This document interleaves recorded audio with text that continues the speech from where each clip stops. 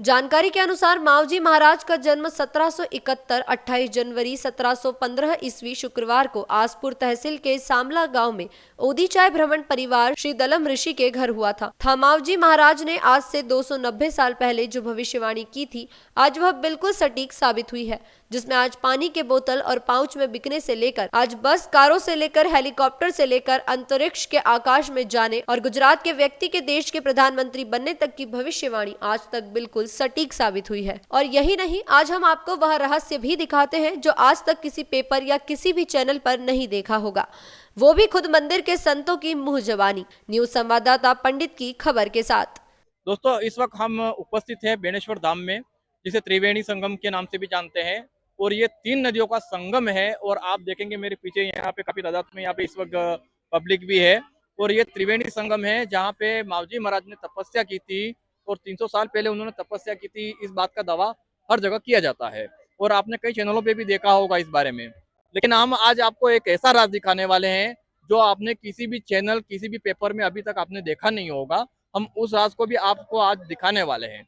लेकिन आप यहाँ से देखेंगे इस वक्त शाम के करीबन 5 बज रहे हैं और अभी थोड़ी भीड़ जो है वो कम हो चुकी है।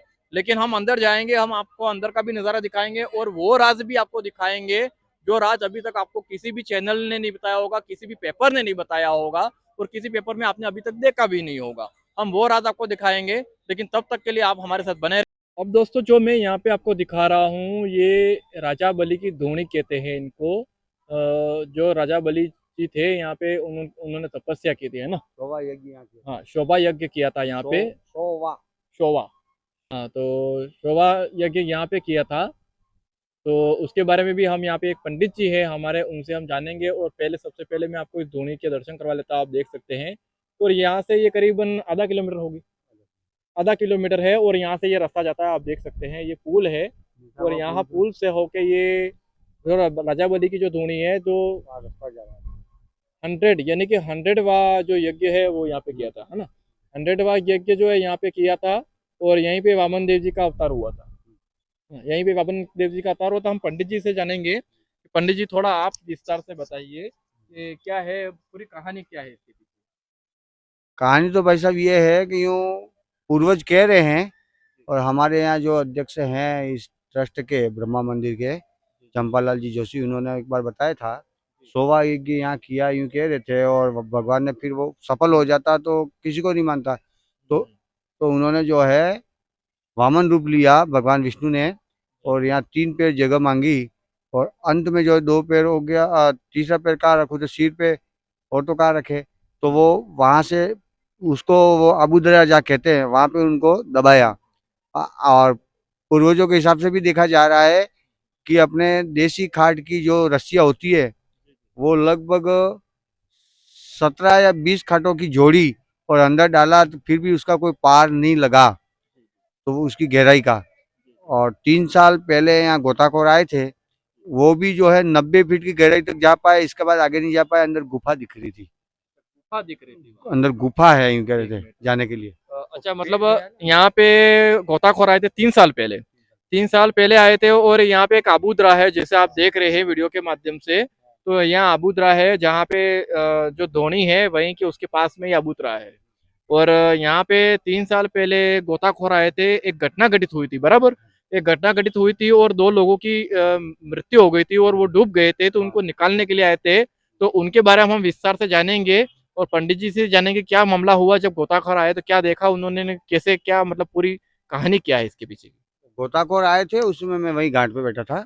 उस समय तो मालूम नहीं था। दूसरे दिन सुबह तो वो यहाँ ये 20 फीट ने, कहीं 30 फीट ने, कहीं 35 फीट ने यूँ हुआ। फिर वो आगे गए, आगे जाने का वो धोनी के सीध में, उधर लाइन में, उस तरफ 90 फीट तक अंदर वो गोताखोर गए। फिर आगे नहीं जा पाए। उन्होंने देखा कि अंदर एक गुफा दिख रही है और उसके आसपास जो है मूर्तियां पड़ी हुई है, बहुत बड़ी बड़ी अच्छी अच्छी। लेकिन उन्होंने बोला कि अंदर जाने की हिम्मत हमारी नहीं हो रही है, क्योंकि अंदर गहरा दिख रहा है और खाई दिख रही है। हाँ। फिर उन्होंने वापस अपना जो है बाहर निकले और नाव लेके वापस इधर आ गए। तो उन्होंने कहा तो अंदर कुछ पता किया जाए तो अंदर और भी कुछ हो सकता है। कहते हैं वो जो पेड़ से दबाया था तो वो इतना गहरा गया है। वो तो वो 90 तक गए। बाप दादा कह रहे कि 20 खाट, पुराने जो खाट होते हैं उनके 20 खाटों की रस्सियां बांधी और अंदर डाला, फिर भी कहीं पता नहीं लगा है कि कहीं तल है। तो कितना गहरा होगा वो, जी जी। उस बात से पता लगता अच्छा, है। कोई इसीलिए ये जो है भगवान 4 महीने चौमासे में जो चातुर्मास करते हैं जी वो जी यहाँ रहते हैं, और इसीलिए इस पवित्र भूमि त्रिवेणी संगम का जो है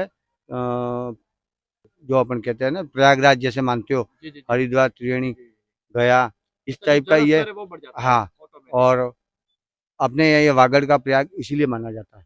जी जी, वागड़ का तो ये जहाँ प्रयाग भगवान माना 4 जाता महीने है। शयन करते हैं, जी जी, तो और उस यहाँ पे स्थान को क्या मान मानोगे लो आप? कि पानी का जो जल स्तर है हाँ, वो बढ़ता है, वो साल भर में एक बार होता है। वो बढ़ता है अच्छा, वो कौन से महीने में बढ़ता होगा, कुछ पता हो आपको? सितंबर में। सितंबर में। जो सितंबर में है, जो ये आपको नदी का पानी, और यहाँ पे कुछ महल जैसी कोई स्थिति बनी थी क्या? महल देखा ऐसा कुछ वो गोताखोर अंदर ने? कह रहे गोताखोर, नीचे हमने देखा है। अच्छा, महाराष्ट्र से जो गोताखोर आए थे वो। हाँ, वो कह रहे थे कि अंदर मूर्तियाँ भी पड़ी हुई है, और ये ऊपर के शिखर जैसे हैं कि इस टाइप के अंदर टुकड़े पड़े हुए महल के तरह दिख रहे अच्छा हैं। अच्छा अच्छा अच्छा। उसके अंदर महल पूरा दब गया है, क्योंकि राजा बलि का पूरा था यहाँ पे, पूरा पूरा अंदर चला गया है। अच्छा, वो महल राजा बलि का ही था। हाँ, अच्छा, जैसे ये मतलब कि उस तरह से मान लीजिए जैसे वृंदावन में कृष्ण भगवान का जो महल पानी के अंदर गया द्वारका था। में है, हाँ, द्वारका इस में टाइप जैसे। का यहाँ यहाँ भी अंदर जी जी है, जी लेकिन जी। वो उसका अंदर जा नहीं पा रहे, तो पता लगाएगा ही कैसे, कौन अच्छा, लगाएगा? तो दोस्तों, मैं न्यूज अमृता पंडित एक बार पुनः आपका अपने चैनल पर तहे दिल से स्वागत है, अभिनंदन करता हूँ। दोस्तों, इस वक्त हम स्थित है बेनेश्वर धाम के त्रिवेणी संगम में, और हम आए हैं मावजी महाराज के यहाँ पे जो मंदिर है और उनका जो अवतार है वहाँ पे हम यहाँ पे आए हुए हैं, और यहाँ पे जो हमारे संत गुरु जी हैं उनसे हम वार्तालाप करेंगे। भूमि है जो मावजी महाराज की, उनकी तपस्या को लेकर भी हम उनसे जानकारी चाहेंगे, की तपस्या को लेकर कि इन्होंने कब से तपस्या शुरू की थी और कितने समय तक यहाँ पे ये विराजमान रहे। आज से कोई लगभग 311 वर्ष पहले संवत 1784 में माघ शुक्ला एकादशी के दिन सबलापुरी में भगवान ने अवतार लिया था। ऐसा कहते हैं, मथुरा थकी रास मांडता अध विसरियो ते रास, फेर लीला करवा सबलापुर भयो प्रकाश। तो गोपियों के साथ भगवान कृष्ण ने द्वापर युग में जो रासलीला अधूरी छोड़ी थी, वो पूरी करने के लिए भगवान कृष्ण ही स्वयं माव मनोहर बन करके यहाँ सबलापुरी में जन्म लिया, और यहाँ बेणेश्वर में उन्होंने लीला करी। मावजी महाराज ने 12 वर्ष तक सोनैया पर्वत की तलहटी में बैठ करके अखंड साधना करी। द्वादश अक्षर गुरुजी रे आप्या, जन्म जन्म ना प्रायश्चित काप्या। ओम नमो भगवते वासुदेवाय यहाँ का मूल मंत्र है, और वो साधना करके सिद्ध किया और भक्तों को उसका दान किया। और वही भगवान की फिर अनेक बाद में परीक्षाएं हुई राजा महाराजाओं द्वारा, उनको देश निकाला भी किया गया, कारण कि वो सर्व समरसता के प्रतीक थे, और भगवान के मंदिर में पूजा पाठ धूप दीप आरती करने का अधिकार हर एक का है। कोई छोटी जाति है, कोई बड़ी जाति है, उसके वो घोर विरोधी थे। तो उन्होंने कहा कि भाई सर्वे एकाकार हो सी, सब एकाकार हो जाएगा कलयुग में, और इस देश के अंदर लोकतंत्र आएगा, सब एक कानून में बंध जाएंगे, कोई छोटा बड़ा ऊंच नीच कुछ भी नहीं रहेगा। के अंदर 5 चोपड़े लिखे, शाम सागर, मेघ सागर, रतन सागर, प्रेम सागर, और एक जो चोपड़ा था अनंत सागर, उसको यहाँ से बाजीराव पेशवा की फौज पूना ले गई, और पूना से फिर वो ग्रंथ कहते हैं कि इंग्लैंड चला गया। तो और उस ग्रंथ के अंदर ये सब बातें लिखी हुई थी विज्ञान के बारे में। जी, बिल्कुल बिल्कुल बिल्कुल, आज बिल्कुल ये जो भविष्यवाणी मावजी महाराज के द्वारा की गई थी वो बिल्कुल सटीक साबित हो रही है। साबित हो रही है, और ऐसी और भी बहुत सारी भविष्यवाणियां हैं जो अभी पूरी होनी बाकी भी हैं। जैसे समुद्र ने तेरे कर्षण कमासी, साम्रानो नाणु सालसी, पूर्व पश्चिम ना वायरावासी, सर्वे वाणी परतेरे।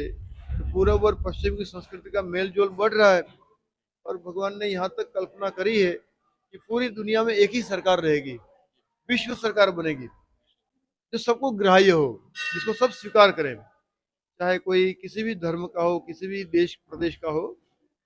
तो ऐसे सर्व कल्याणकारी धर्म की स्थापना जो है वो इस बेणेश्वर धाम पे होगी, ऐसा मावजी महाराज के चोपड़ों में मिलता है पढ़ने के लिए। तो सच हो चुकी है, और कुछ भविष्यवाणियां ऐसी है जो अभी सच होनी बाकी है। और यहाँ पे प्रधानमंत्री नरेंद्र मोदी जी भी यहाँ पे आ चुके हैं, तो उनके बारे में आप क्या कहना है?